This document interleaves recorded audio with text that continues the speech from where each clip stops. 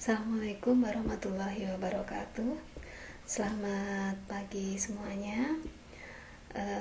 Kembali Ibu akan melanjutkan mengenai pembahasan materi selanjutnya, yaitu mengenai sistem informasi dan CBIS, di mana CBIS ini kepanjangannya adalah Computer Based Information System. Kalau di pertemuan sebelumnya ya, kita sudah membahas mengenai apa sih yang dimaksud dengan sistem, kemudian karakteristik sistem, klasifikasi sistem, ya, kemudian mengenai informasi, kualitas informasi, itu sudah kita bahas. Nah, pertemuan kali ini membahas lebih lanjut lagi, yaitu mengenai apa sih yang dimaksud dengan sistem informasi dan CBIS itu sendiri. Oke, nah di sini didefinisikan bahwa sistem informasi itu adalah suatu sistem yang ada di dalam suatu organisasi yang mempertemukan berbagai kebutuhan pengolahan transaksi harian yang nantinya digunakan untuk mendukung dari operasi yang bersifat manajerial dan kegiatan strategi dari suatu organisasi dan pihak luar tertentu dengan laporan yang diperlukan. Jadi nanti dengan adanya penerapan sistem informasi yang baik dalam suatu organisasi ataupun dalam suatu perusahaan, tentunya ini akan berpengaruh terhadap kinerja dari organisasi atau perusahaan tersebut.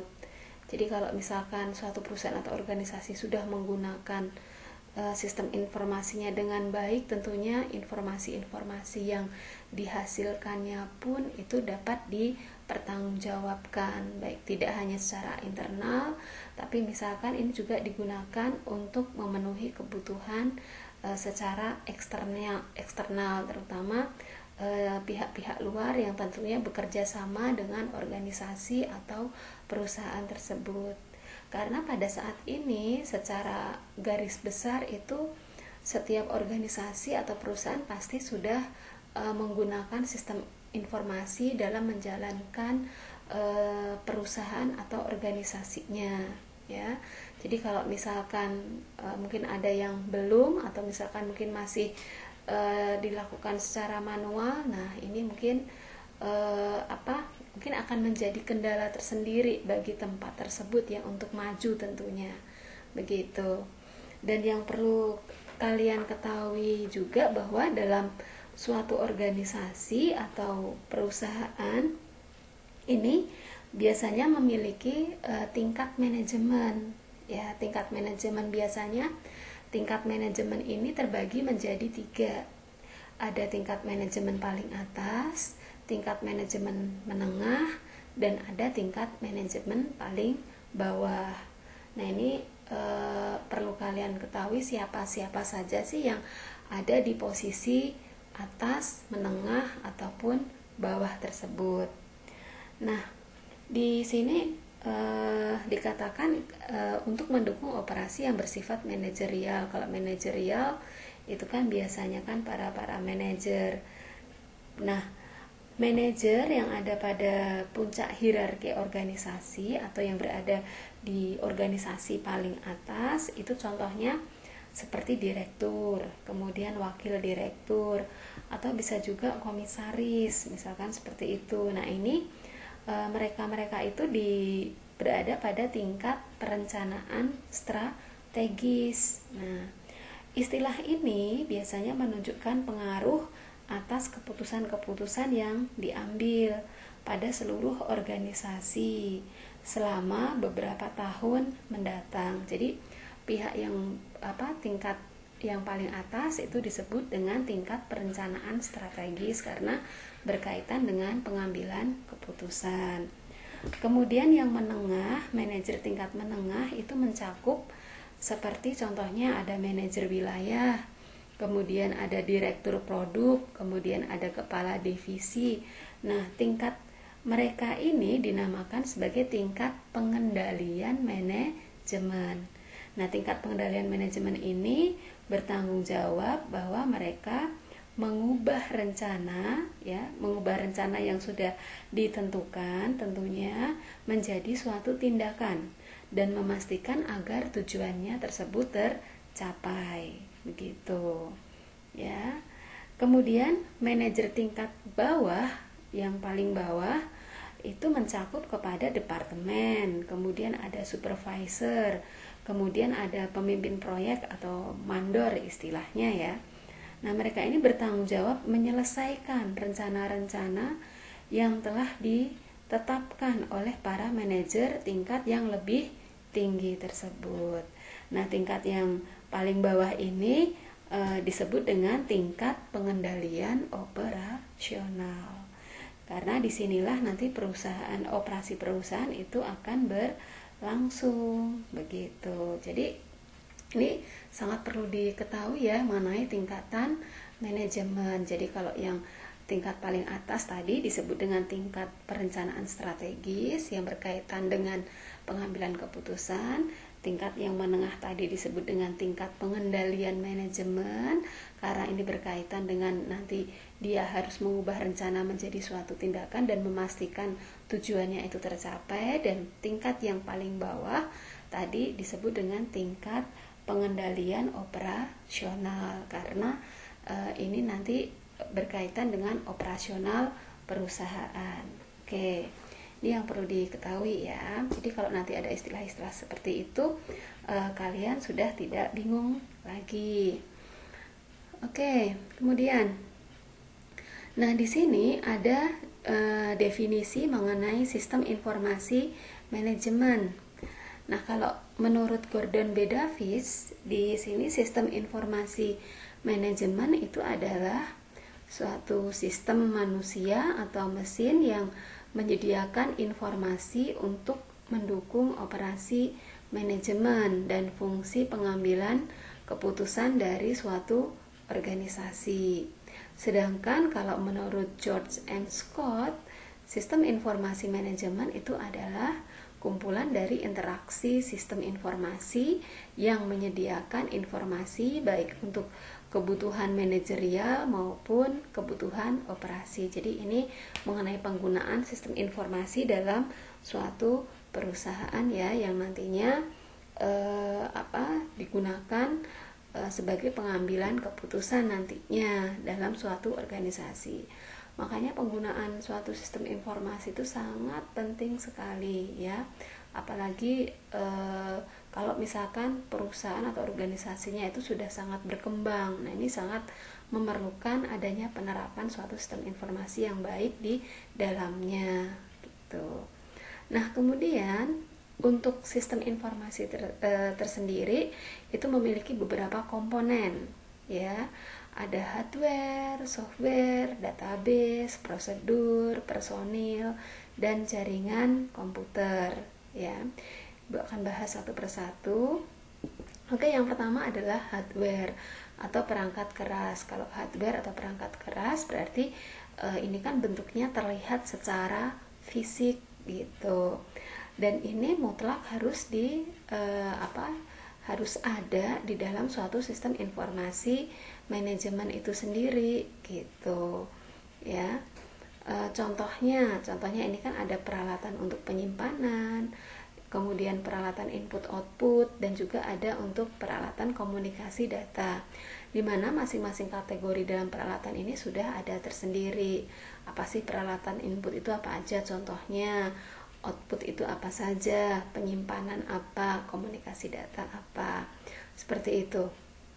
Kemudian yang kedua adalah software atau perangkat lunak. Nah, ini pasti kebalikannya dari hardware karena tidak terlihat secara fisik ya, tapi dia berupa suatu file dan aplikasi-aplikasi yang mengisi dari perangkat keras tersebut untuk mendukung berjalannya sistem informasi manajemen perusahaan begitu. Jadi nanti aplikasi-aplikasi atau software-software yang digunakan untuk mendukung kinerja dari perusahaannya itu apa saja begitu.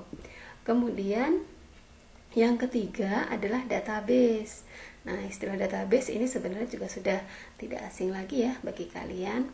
Kalau database, kalau secara garis besarnya kan database itu adalah kumpulan file-file yang saling terintegrasi satu sama lainnya, seperti itu. Jadi ada beberapa file yang saling terhubung satu dengan yang lain.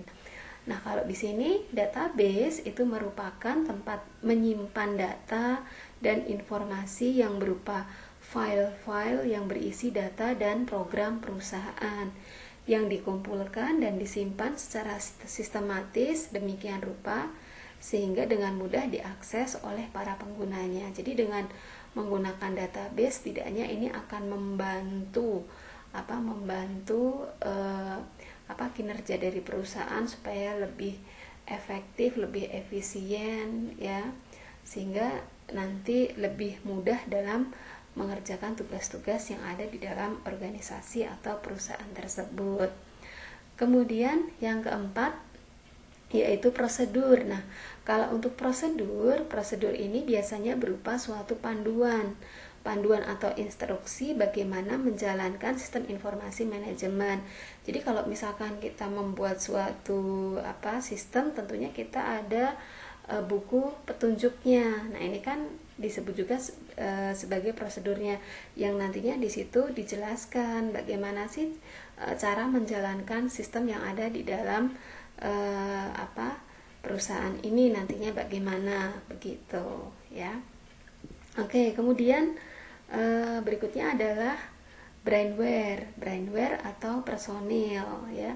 Nah, brainware ini nanti merupakan komponen yang menjalankan dan mengoperasikan semua komponen fisik lainnya di atas, mulai dari mengadakan hardware, menjalankan software, juga mematuhi prosedur. Nah, ini nanti berkaitan dari pengguna sistemnya, yaitu nanti di sini siapa gitu. Jadi kalau misalkan sistemnya itu bagus tapi tidak didukung dengan adanya hardware, tidak didukung dengan adanya brainware, ya sama aja gitu. Sistem tersebut tidak akan berjalan gitu. Jadi ini harus saling berkaitan, saling mendukung, saling support satu dengan yang lainnya, sehingga nanti akan diperoleh sistem informasi yang baik gitu. Kemudian jaringan data atau jaringan komputer tadi ya, ini bisa merupakan seperangkat gabungan dari beberapa seperangkat hardware dan software yang telah didesain sedemikian rupa sehingga nanti bisa saling berbagi informasi, komunikasi, dan akses data dari berbagai tempat. Jadi untuk memudahkan untuk berbagi informasi ya, kalau misalkan tidak berada dalam satu tempat gitu. Jadi untuk supaya lebih mudah pengaksesannya. Jadi tidak perlu misalkan tempat A ini ada di Jakarta, tempat B ini misalkan ada di Depok. Untuk menyampaikan informasi misalkan kalau belum menggunakan jaringan komputer, yang Jakarta ini kan harus ke Depok atau yang Depok harus ke Jakarta. Ini dengan adanya jaringan data atau jaringan komputer ini kan lebih mudah gitu. Jadi tidak perlu mendatangi ke tempat tersebut. Jadi cukup dengan mengakses dari fitur-fitur yang sudah disediakan tentunya. Oke, itu mengenai komponen sistem informasi. Nah, berikutnya adalah mengenai tool block sistem informasi. Tool block di sini merupakan blok bangunan. Blok bangunan dari sistem informasi itu ada beberapa seperti input, output, model, kemudian teknologi, database, dan kontrol. Nah, berikut penjelasannya mengenai tool block tersebut. Nah, ini Ibu ambilkan dari bukunya Hartono tahun 2017. Nah, di sini menurut John Birch dan Gary Granetsky di sini menyampaikan bahwa komponen-komponen dari sistem informasi tersebut sering diistilahkan dengan blok bangunan atau building blocks gitu. Nah, yang pertama adalah input tadi ya, ada input block atau blok masukan. Jadi ini mewakili data yang masuk ke dalam suatu sistem informasi. Kemudian blok model. Blok model atau model blok ini terdiri dari kombinasi prosedur, logika, dan model matematik yang akan memanipulasi data input dan data yang tersimpan di dalam basis data dengan menggunakan cara tertentu. Berikutnya adalah blok keluaran atau output blok. Nah, ini biasanya berkaitan dengan keluaran yang merupakan informasi. Tentunya informasi tersebut diharapkan yang berkualitas dan juga memiliki dokumentasi yang berguna untuk semua tingkatan manajemen serta semua pemakai sistem. Tadi sudah kita bahas ya mengenai tingkatan manajemen itu seperti apa.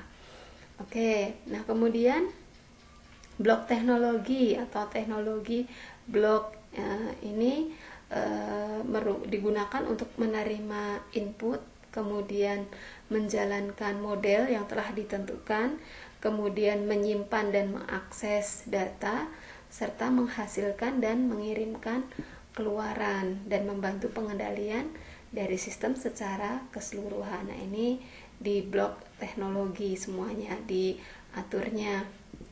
Kemudian ada blok basis data. Nah, kalau untuk blok basis data itu sendiri merupakan kumpulan dari data yang saling berhubungan satu dengan yang lainnya, yang tersimpan di dalam suatu perangkat keras komputer dan nanti digunakan perangkat lunak untuk memanipulasinya.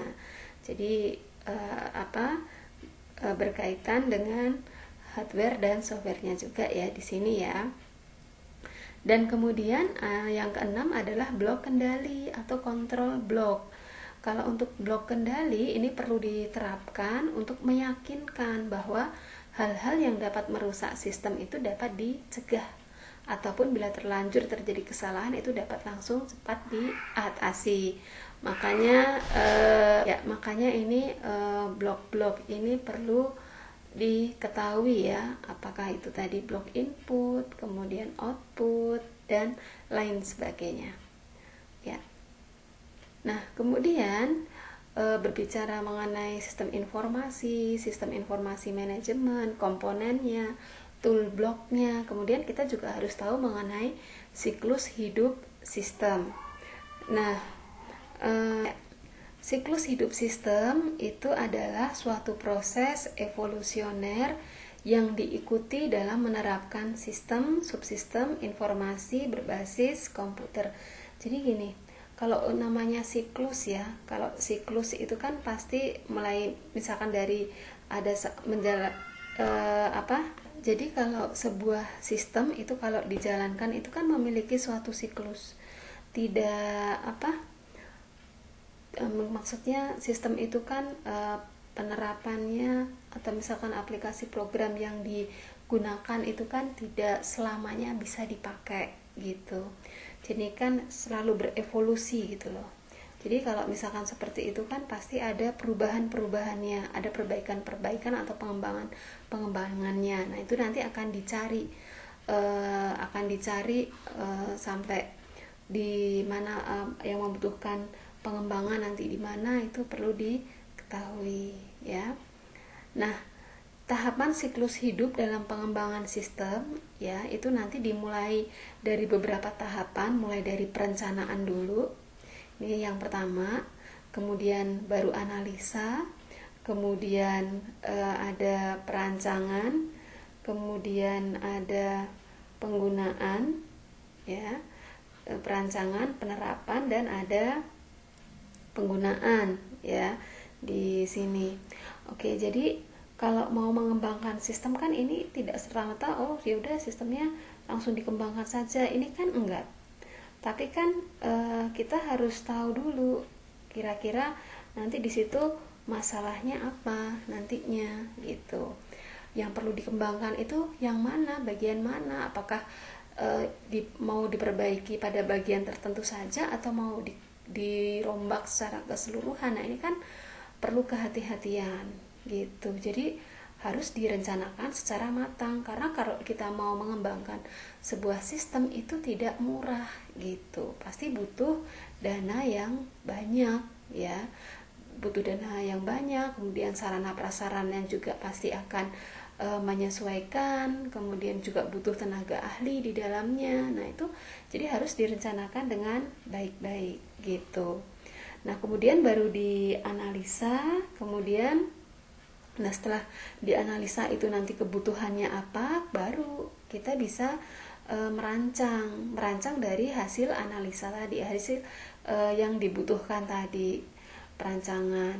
Nah nanti perancangannya mungkin bisa dalam bentuk mock-up-nya nanti seperti apa, database-nya seperti apa, kemudian hal-hal yang lainnya ya yang berkaitan dengan di perancangan itu sendiri.